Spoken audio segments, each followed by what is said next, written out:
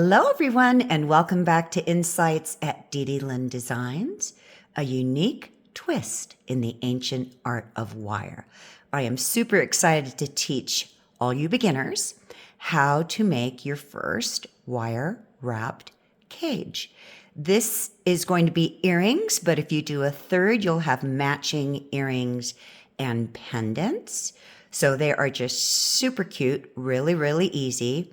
And I added a faceted, beautiful round onyx with a faceted black spinel. These are 100% natural gemstones.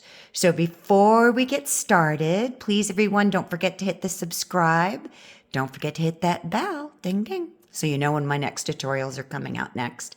And I'd really appreciate your comments and feedback. It takes less than a second to hit the thumbs up and like, and less than 5 seconds to make a comment. So please, please, please. So, YouTube might share my videos more with the like community.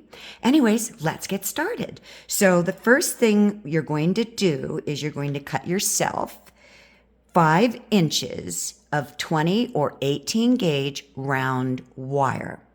And then you're going to cut yourself 2 pieces. And these are about 3.5 inches long each. I used 20 gauge half round.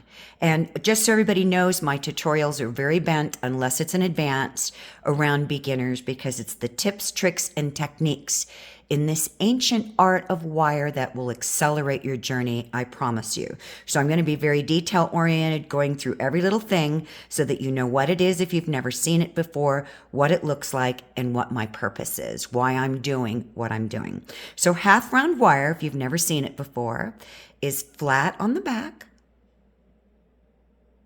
See that flat? And it is domed or curved or slightly rounded on the front. So what they've literally done is they've taken a piece of 20 gauge wire and they've cut it in half. So one side's flat and the other side is round. So you're going to need 2 pieces of 3.5 inches will do you fine. Then you're going to need 2 pieces of 20 gauge wire cut at 2 inches long. 1.5 inches will suffice, but if you're a beginner, you always want a little bit more because you need the working wire to help you control your wire. So I've already made one earring hook. We're going to be making an earring hook out of this. Now, the next thing that you want to take in consideration is the size of your bead. So if you don't have a caliper, I highly recommend you get them. This is a little brass caliper in inches and millimeters and centimeters. So it helps you a lot when you're starting out. At first, it might be difficult for your brain to get all this because you may have not worked with numbers a lot.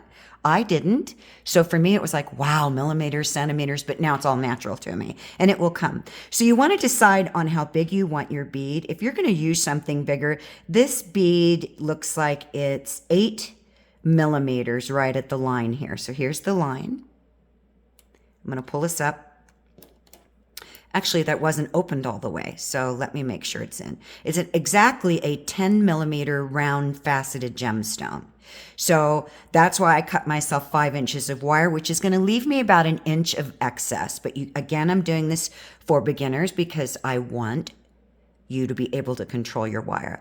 And then my accent bead, which is, again, a black spinel gemstone. And you can use smaller, you can use a copper bead, you can use anything you want. Looks about 3 millimeters, okay? So let's get started. So I'm going to assume that you've cut yourself your 5 inches of either 20 or 18 gauge round wire. And for beginners, I highly recommend that you mark your wire.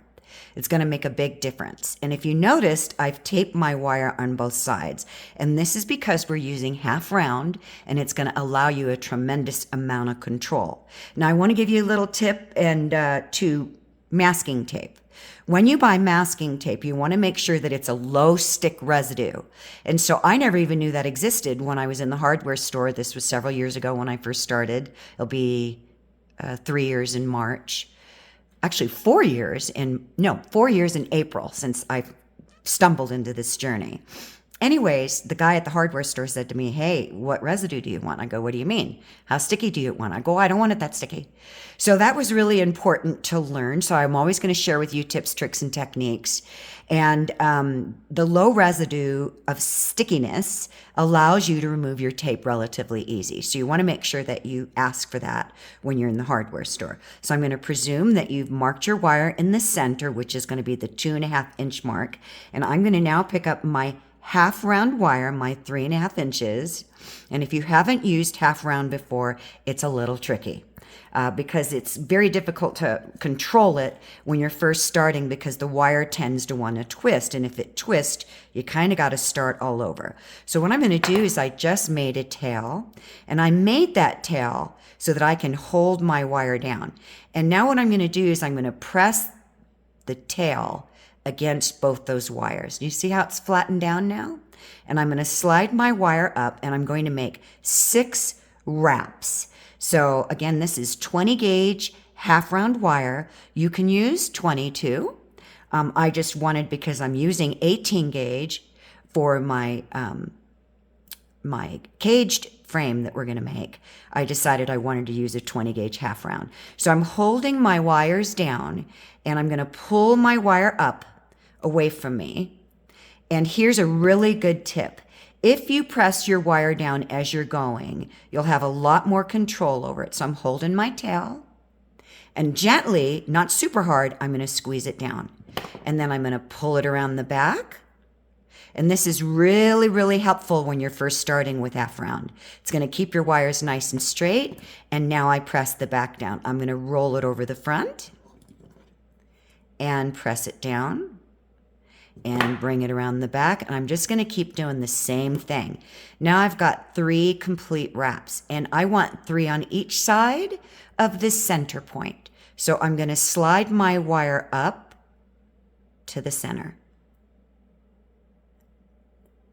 And then I'm going to do 3 more. So I'm going to pull it up and gently squeeze, and around the back, and squeeze, up, and squeeze around the back.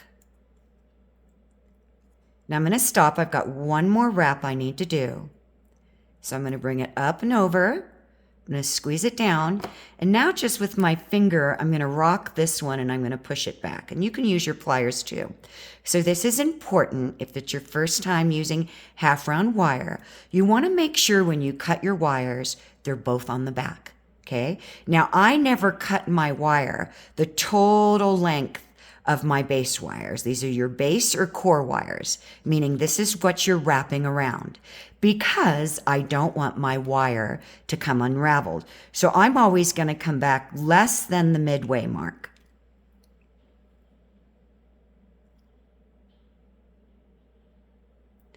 And then I'm going to do the same thing on the other side. I'm going to come back less than the midway mark.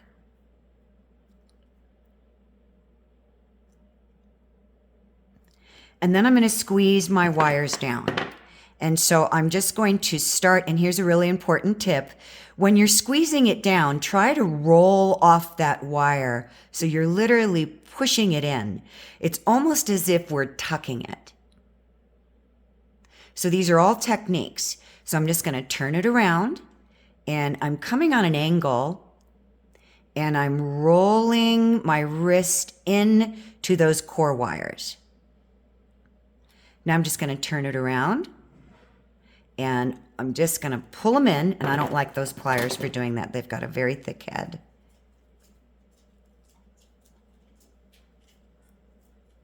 Just make sure they're all pressed down nice and even. So that's what you should have. 6 wires wrapped around your 3 core wires. Now I'm going to teach you another trick. So in order to set yourself up to create the shape around your stone, if you pre-shape your wire, it will make it so much easier than trying to take a dowel or a 6-step plier and push the wires around each side. I have found that if you pre-shape your wire and just start from the middle, creating a U shape, and I always turn my work around. Why? I want it even, and round wire rolls, which is why we taped it. It just loves to roll. It's just the nature of the wire. Unlike square, it has 4 flat sides. So if it moves in the center and you lose your center, just move it back.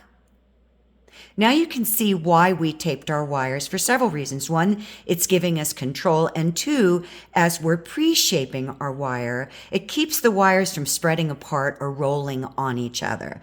All of this really makes sense. So now I'm going to pop my round bead in here, and I'm just going to bring my wires together at the tip. And I'm just taking a look. So I know that that's too wide. So here's another great tip. So the first thing I'm going to do is I'm going to come down and I'm going to put my thumb against my 3 base wires and my finger on the top of the 3. It's flat against them. It's not a fingernail. So the motion is slowly pushing. As I'm pushing these top wires down, I'm curving in the side. And the reason why I'm doing that is I'm giving myself working room, and I don't want my wires to cross over. Not in this particular circumstance. It's different for every piece I do. So I never do the same thing all the time. It depends on what I'm creating. So the same thing again, I've got my index finger on these inside of these top wires, and then I'm using my thumb to arc or arch that wire away. And now I'm going to bring these back together. And you see how they won't cross over as much? I'm just going to flare those top tip wires out. Don't be afraid to stretch them out. It's okay. Now I'm going to get my stone back in there. And that looks pretty perfect to me. I like the fit there. I'm going to do some tweaking. Don't want my bead rolling all over the place. So now what I'm going to do is I'm going to take my 6-step pliers just because I want them to round up evenly. And if you make it too tight, you can always open it back up. And I just want these sides to be even. Oh, sorry, you guys, if I was out of frame. Let me show you that again. I just want them to be even. So the tool at this point is going to help me create symmetry so that each side of my walls are even. So this is what you should have.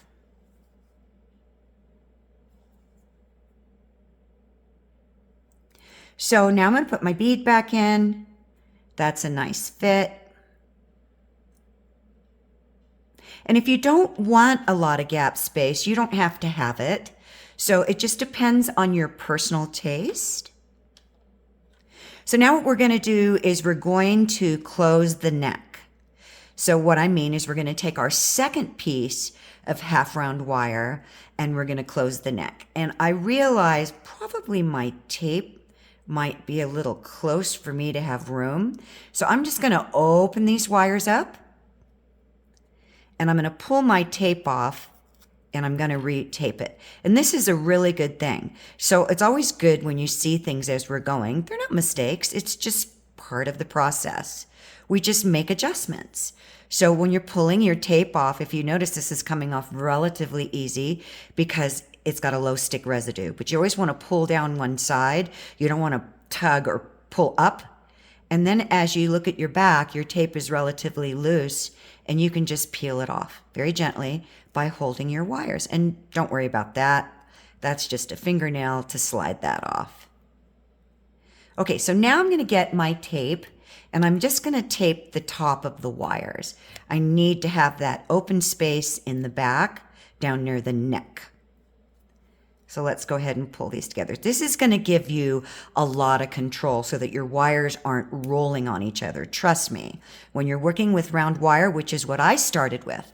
I started with 18 gauge round and then I went to 18 gauge square and I made the big mistake because I didn't know any better of buying sterling silver at first, and that was a complete nightmare. So if you're not a savant and can pick this up in 2 seconds, I wouldn't spend your money on sterling wire. It just probably going to be wasted, and it's very expensive. 18 gauge square wire can run anywhere between $5 to $15 a foot, and in some of my pieces I used 20, 30 feet of wire. It's quite amazing.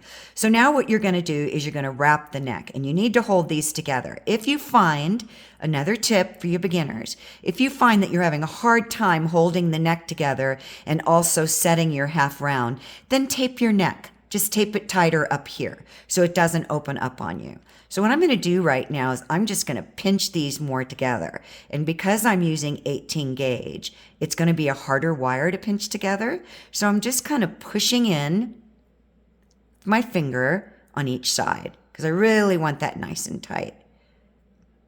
Okay, so now I'm going to make a little hook like I did before because you need that tail wire to hold on to. And I'm just going to push that wire down. And it's going to be a little bit harder because you're holding 6 wires together. And so I've pushed it down really, really tight. And then I'm going to hold this tail with my fingernail and I'm going to pull up. Now, before I go any further, I'm going to want to make sure that that's nice and tight. And then I'm going to wrap around 4 times. So that's 3. This is my 4th wrap. Okay. So I'm going to come around one more time and I'm going to get my needle nose and I'm going to tuck that wire in between the frame wires. Now again, this is half round wire, so it likes to twist on itself. So always get yourself in the best working position. What I'm doing now is I'm rocking that wire as I'm pulling it up towards the neck and I'm pushing down with my thumbnail. So I'm keeping this down. I do not want these half round wires to slide up. So I'm holding very firmly on the neck and I'm rocking that wire that I've tucked through my frame. So let's turn it around because I want it nice and tight. And I'm pushing these together and now I'm going to crimp that down. And I'm using my pliers on the inside and the outside of that frame. Then I'm going to open this up as much as I can because I want to get down there as close as I can. So I'm going to come way in and I'm going to trim that wire. And if you can get in there, sometimes we can't. It's all based on angles. I'm pushing it up inside of the neck. So I'm pushing it up inside these wraps. I'm trying to hide it. That's my point. So now what I'm going to do is I'm going to separate these wires out. And you want to watch. Here's a good example. I don't know if you can see this, but can you see how they're wanting to roll? This part of the frame is wanting to roll that way. So that's what I mean by round wire. So all these tips and techniques are going to help you control that because it just naturally wants to do it. So I'm going to keep my finger in here and I'm going to spread these wires out. And we're going to spread them out a whole lot more. So I'm leaving this wire in the back because once I'm done setting my stone, I'm going to wrap it around one of the loose wires. So now I'm going to put my stone in here. I'm just going to pop it in. Looks great. And you can have it loose to where the stone is moving around, which is really, really cute. So now what we're going to do is we're going to spread our wires out. And I do this with my fingernails. If you're using 20 gauge, it's pretty easy. If you're using 18, it's going to be a little bit harder because it's a much stronger wire. So what you're going to do is you're going to start from the side. You don't want to do from on top, meaning trying to pull your wires out this way. You're going to start from the side down close to the bottom or in the middle. And you're just going to start pulling these wires away from the middle wire. Just pulling them away. So there we go. That's about as much as I can get with my fingernails right now because it's pretty tough wire. And if you can't get in there, get yourself a sharp little instrument, or I've got this handy dandy tool that I use for a ton of things. So I'll show you what that is. It's actually a wood carving knife, if I can find it. If I can't, I've got another. I'd be very bummed if I couldn't find that because I use it a lot. Okay. So this is a wood carving knife, and I use this thing both sides for a ton of things. So what I'm going to do is I'm just going to give myself some advantage And just all I'm doing is putting this knife in here and just rolling that wire out a little bit so I have a little bit more room to pull it out. There we go.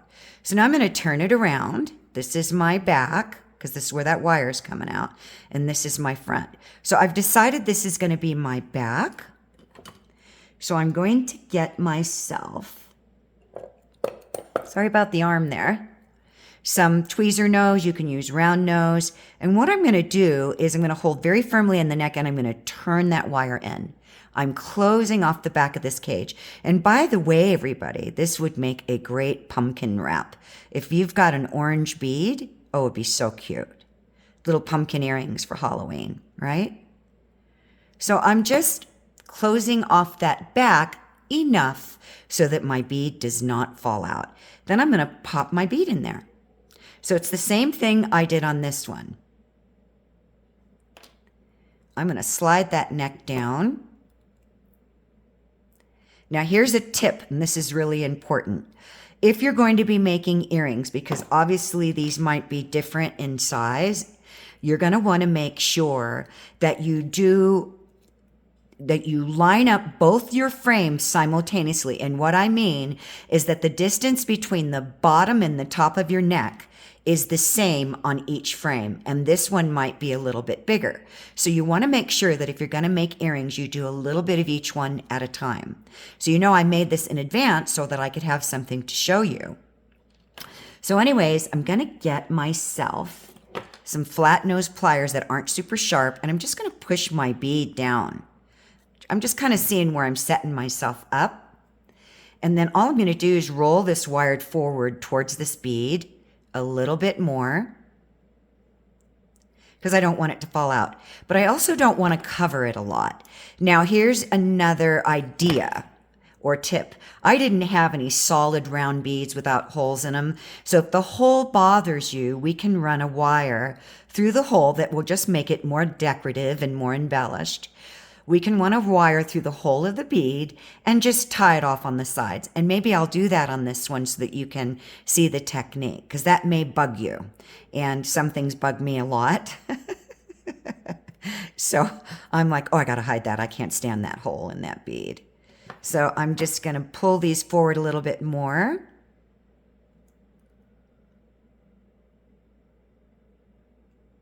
Now, if you were going to do a pumpkin, you could close it off all the way around the bead. And again, depending on the size of your bead is going to determine how much wire you're going to need. Now you'll notice in the back that the back is tighter, meaning I've closed it off closer to the inside of this bead than the front is. And that's because I want my front more open. Isn't that cute? And it looks like these are going to match up. So these will be my earrings. So I'm going to push this bead down. I want to open up that bottom a little bit more. I like it moving a little bit. I just think that's so cute. Okay, so now we're going to take our tape off.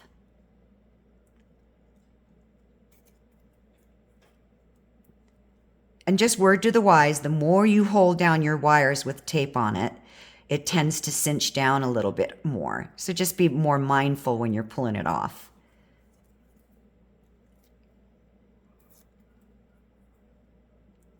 And we're going to spread our wires out even more. We're going to make them even across.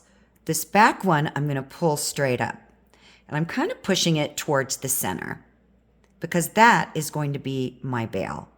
Then I'm going to start separating these out to where they're evenly spaced across.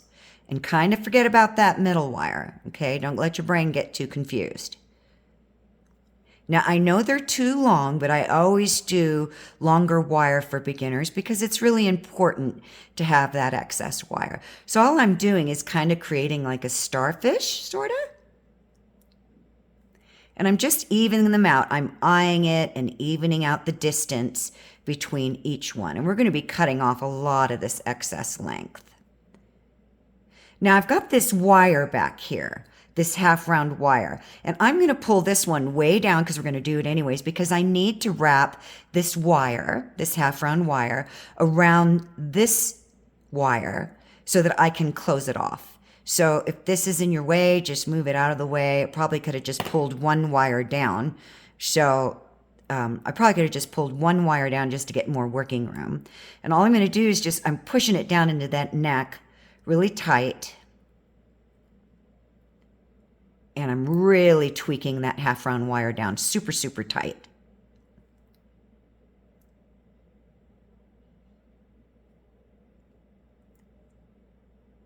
And then I'm just going to snip her off.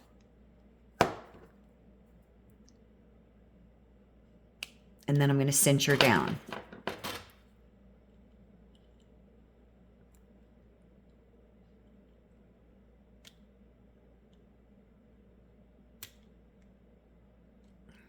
I'm not using the right pliers, but that's okay. Y'all know where I'm going, right? Okay, so see what I mean by the hole? So this bead is already turned. So if I had had a solid round stone, I wouldn't have to be dealing with tying it off. So you always know your back because it's closer together. So you want to be mindful of that as well. Okay, so I'm just going to pull that up a little bit. Now we need to cut these wires. So you want to cut them 1/2 inch or just a little shy of 1/2 inch because we're going to make this little flower. Now, if you were going to do this as a pumpkin, you could make these edges very sharp. So you would square them off. And I can't really show you on this, but I can show you what you would do with the plier so that that would look like leaves on your pumpkin. The sky's the limit on what you can do with this, but it's super, super cute. So I don't want these any more than 1/2 inch, and I really want them a little smaller than 1/2 inch. So here's my caliper. Here's my 1/2 inch mark. This line on the top is telling me my 1/2 inch mark. So I want to, because we're going to be rolling these down. So I know that this point right here is about 1/2 inch. So I'm going to come back just a little bit more than that. And then I'm going to use that as my gauge for all my other wires. And if one's too long, we can shorten it up.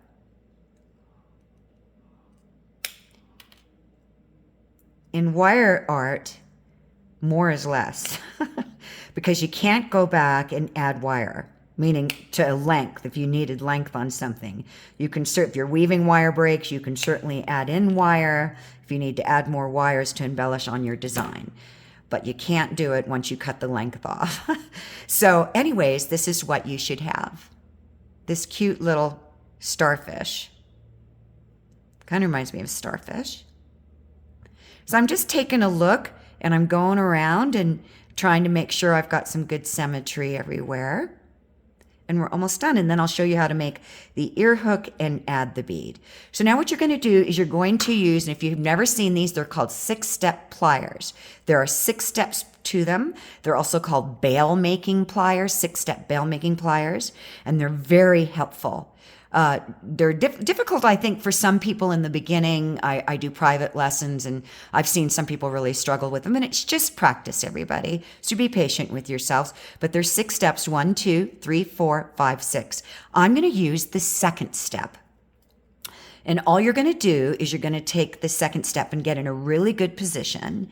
And here's my 2nd step, and you're going to put the tip of that wire in between the 2nd step, and you're going to roll this wire. You're going to roll it in to the neck, and it's going to kind of curve in. So I want that to curve up even more. So I'm going to take the little side of my pliers and I'm going to come very close to that tip, and I'm just rolling it up. And do you see how it kind of curved in it more? I don't want a lot of gap space there, okay? And you can make these smaller if you don't use the smallest step, if you don't like that, a bigger loop. And you're going to do the same thing all the way around. Hold very firmly.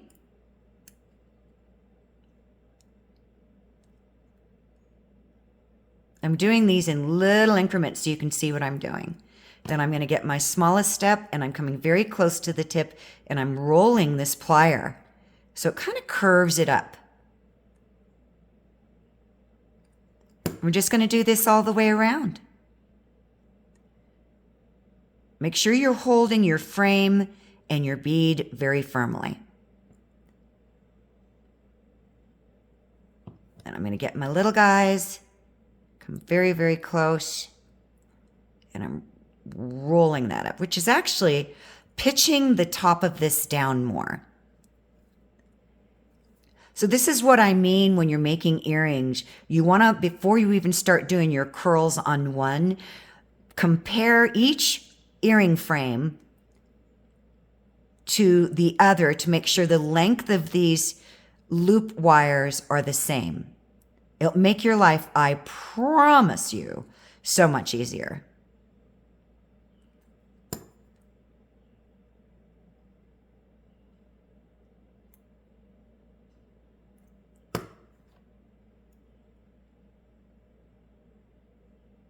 Rolling. See how that wire rolled that top of that arc down on that? Isn't that the cutest little thing? That's our front. It's just so cute. So now we're going to make our bail. So this is my front. So I'm going to bend the top of this wire right here at the neck towards me. And the reason why I'm doing that is I'm giving myself working room. Now, I know that that's too long. Now you could have a bail that big. If you were going to make a pendant, you might want a bigger bail to kind of differentiate the two, meaning it's not exactly the like. You might want to make a bigger one for your pendant and the smaller ones for your earrings. But I know that's too long. And again, I want this about a 1/2 inch or less. So I'm going to cut it right here. And I think that's going to work out just fine. So this is my front and this is my back. So let me tell you why I did this way as well to make working room.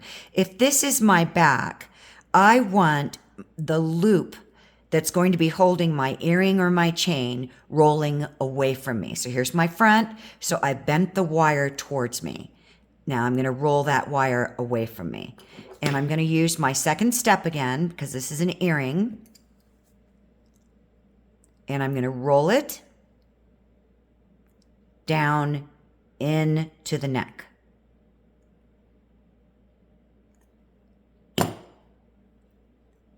And now I'm going to straighten it out. And I'm centering it up. And I'm straightening it out. And there we have our darling earring or pendant. So this one I'll bring in a little bit. No, is that the back? Yeah, there we go. See what I mean? Back and front. So they really matched up pretty good. So I'm definitely going to have these as earrings. So cute. Just cute. Isn't that adorable, you guys? Aren't they the cutest? They're just so cute. Okay, so now we're going to make our hook. So as a reminder, you can use any side bead. You can use a copper bead or none at all. It's all up to you. You can use a crystal. And I wanted to show you before we keep going that these are much bigger, but this is a carnelian. And again, it has a hole in it. And see how cute that would be for a pumpkin wrap? And you can just pull your wires closer together all the way around. So you have yourself a little pumpkin. And then I wanted to very quickly, and I should have probably done that earlier, but when you have your wires sticking out on top, and you're going to make a pumpkin, instead of rolling that wire first, I want you to imagine that this is sticking off, okay? So it's coming off the top of this like it did before. And before you even roll it down, what you're going to do is you're going to bend it. You're going to bend that wire down. Now what you've done is you're going to create a leaf effect. I don't have enough wire here to show you what I mean, so I'm going to try to hold it with pliers. So imagine that this is coming off my frame, right? Right here. And we rolled these down. Well, now I've got a bend here. So I can actually roll this bend in. And now you've got more of a leaf effect versus a rounded effect. I don't know if that makes any sense, but I wanted to give you that as an option. So let's make our ear hook. So now I've cut myself 2 inches of wire. And what I'm going to do is make my loop. And I'm using the smallest step on my 6-step bail making pliers. I'm just going to make my loop.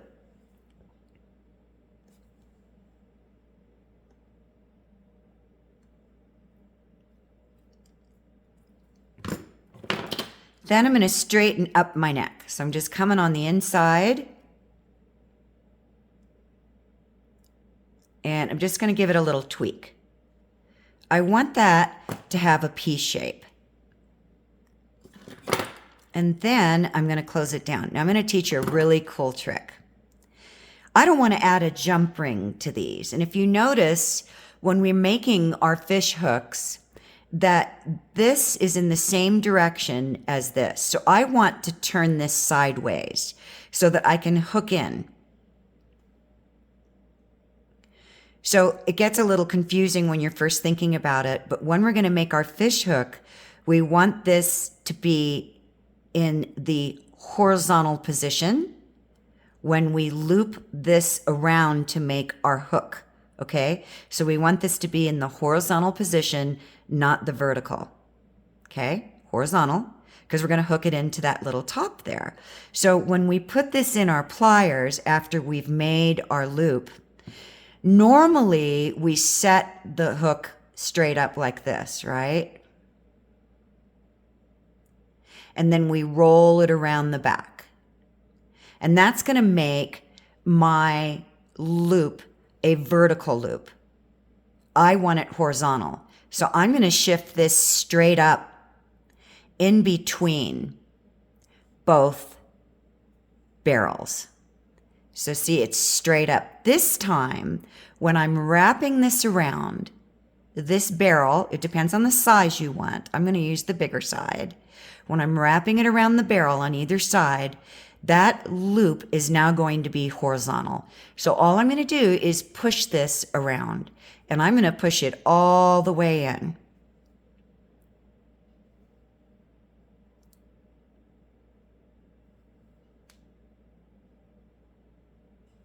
And then I'm simply going to take it off. And I forgot to put my bead on, so I'm thinking I might have to open this up. Whoops. But here, let me show you anyways. We've now got a horizontal hook, meaning not this part, loop, to loop in to our earring loop. It's a really clever thing. Okay, so let me see if I can get my bead on. If I can't, I might open it up. Nope, I can't. There's too much of an arc. So I'm going to just open this up and hopefully be able to get that bead slid on there.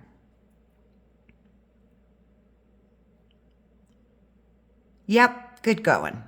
So now I'm going to put this back in my 6-step plier. And I'm just going to simply bring that. Sorry, you guys. God, it's so hard not to be out of frame. Around.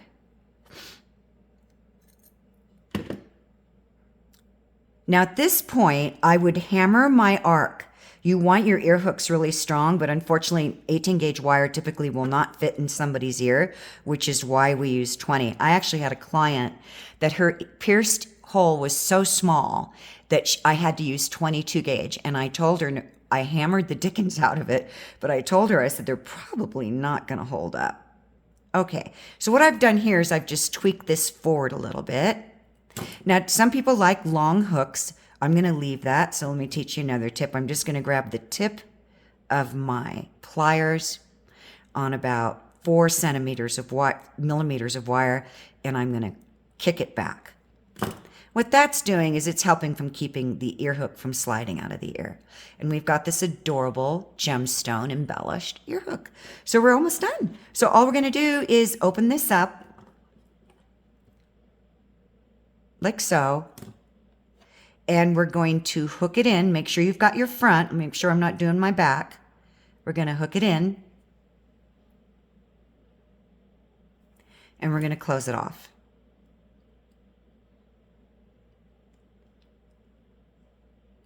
And now we have these absolutely adorable, darling caged earrings. Aren't they just the cutest? They're just so cute. And this cage wrapped has been around for a long, long time. I don't know who did it or somebody did it, but this art, if you're new to the ancient art of wire, and the reason why I always repeat that is because it dates back 5,000 years before the Phoenicians. And I always really recommend that people do some research on the history of the ancient art of wire. It also, filigree is a known name for the ancient art of wire. So I really hope you enjoyed that, everyone. Thank you for being a part of this magical wire art community. And I wish for all of you all that you wish for yourselves. And as Thumper said in Bambi, if you ain't got nothing nice to say, don't say nothing at all. Please leave your comments, feedbacks, and thumbs up. Thank you, everyone. Have a magical wire wrap day. Bye for now.